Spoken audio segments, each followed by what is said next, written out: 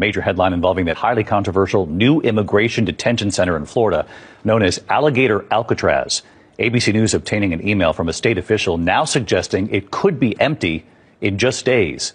Tonight, Florida's controversial immigration detention center, dubbed Alligator Alcatraz, may be empty within days, just 2 months after it opened at an estimated $400 million cost to American taxpayers. ABC News obtaining an email from the head of the state's Division of Emergency Management, Kevin Guthrie, saying in part, "We are probably going to be down to 0 individuals within a few days." Oh, that's gonna hurt! Trump just got some disaster news regarding his Alligator prison in Florida. You know, the immigration detention center in Florida's Everglades that officials dubbed, quote, Alligator Alcatraz. Well, it will soon hold no detainees whatsoever as another billion-dollar look-at-me distraction falls by the wayside, with the American people picking up the bill. In a stunning turn of events, Florida's controversial detention center is set to close just 2 months after its grand opening.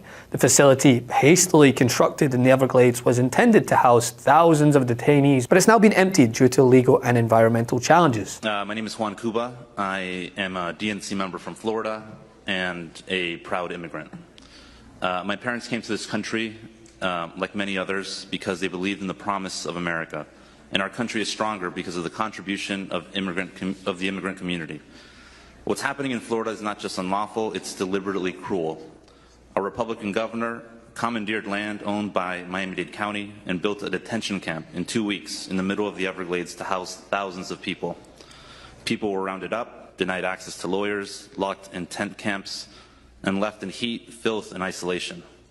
Families didn't know where their loved ones were. This was intentional.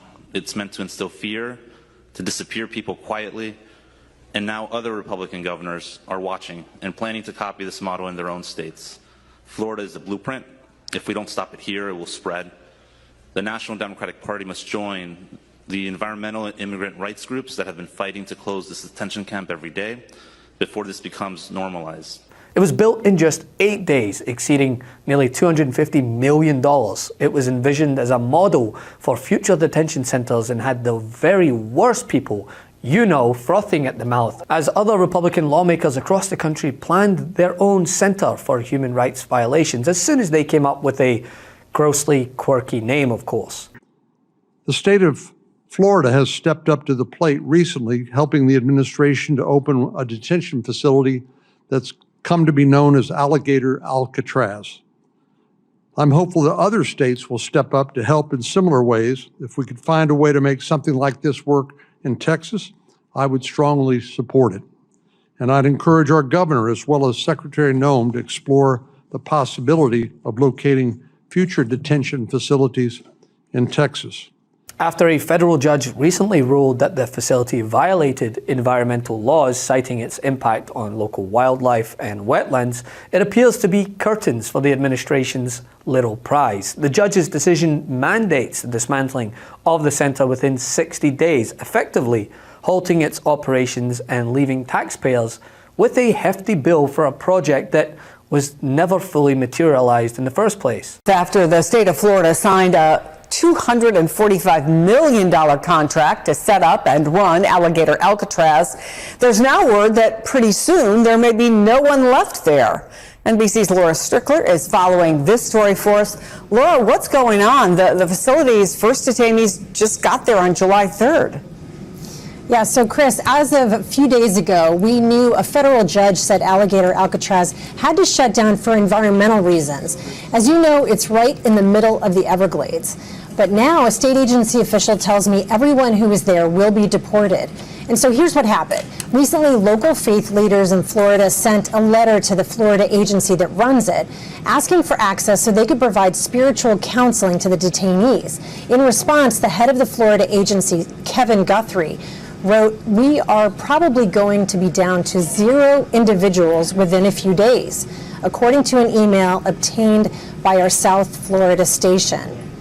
So today, DHS told us they are complying with the judge's order, moving detainees out, but they also said, quote, "This activist judge's order is yet another attempt to prevent the president from fulfilling the American people's mandate to remove the worst of the worst, including gang members, murderers, pedophiles, rapists, from our country. Not to mention, this ruling ignores the fact the land has already been developed for a decade. Now, let's not skip past the financial implications, right? Because they're significant. The state of Florida already invested over $245 million in constructing and operating this facility.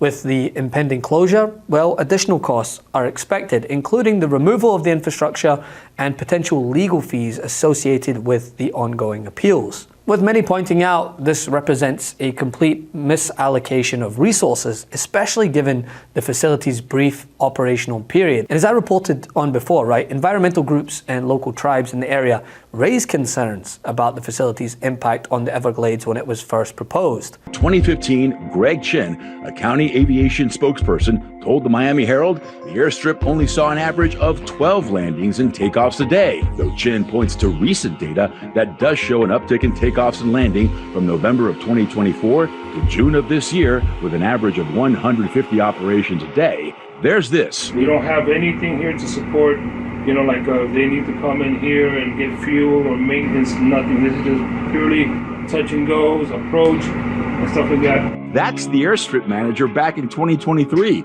Footage from 2 years ago shows what activity here actually used to look like before. A virtual ghost town compared to now. But still, the state claims with thousands of people now living here, with all the traffic and all the noise and all that equipment, there's zero impact. You got 5,000 gallons of jet fuel on site. Environmentalists not buying it. It's a nice theory, and if it had demonstrated that they have figured out a way to magically appear with zero impact, that would be cool. I would be happy to look at that analysis and review it. That was not done. But the concern goes beyond the immediate. The concern is the longer that detention camp is allowed to continue, the wider it opens the door for possible future development. Someone's going to have this bright idea of what else they need to do in the area. That's what is very scary. There's a risk dangerous zoning precedent could be set that would forever disrupt this wild space that is supposed to be protected by federal law. Why do it on tribal land? It's tribal land? Yeah. Everything in America is tribal land.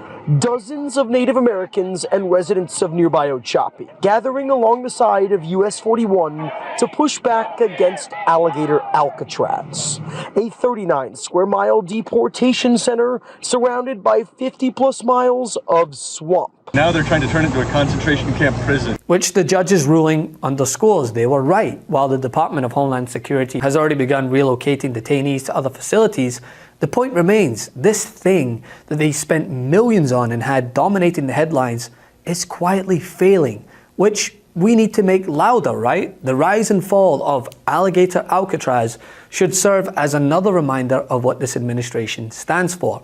Cruelty for the sake of headlines and distractions, but in the end, it suffers the same fate as Trump casinos thanks to the relentless efforts of activists and tribe members in the community. But banks are not the one bailing out Trump in this situation. It's you and I. I would always be concerned when there's an increased presence within the Everglades itself and the Big Cypress.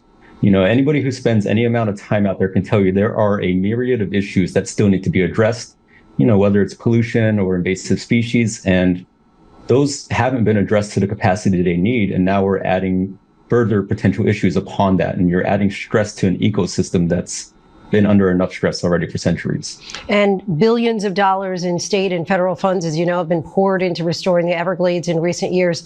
Do you think that this facility will impact those restoration efforts? It has to, because the policy that's being enacted in place right now, it's taking away from the attention of that restoration efforts. And even going back to the restoration efforts, the reason the tribe has always been involved in these, or tried to be involved in these discussions, well, we're supposed to be consulted with matters to do with the Everglades and Big Cypress. And that is a concern of ours as well, is that we were not consulted in the process of this. The truth is more important than ever. Check out our new Truth Over Lies collection at store.MeidasTouch.com. All 100% USA union made.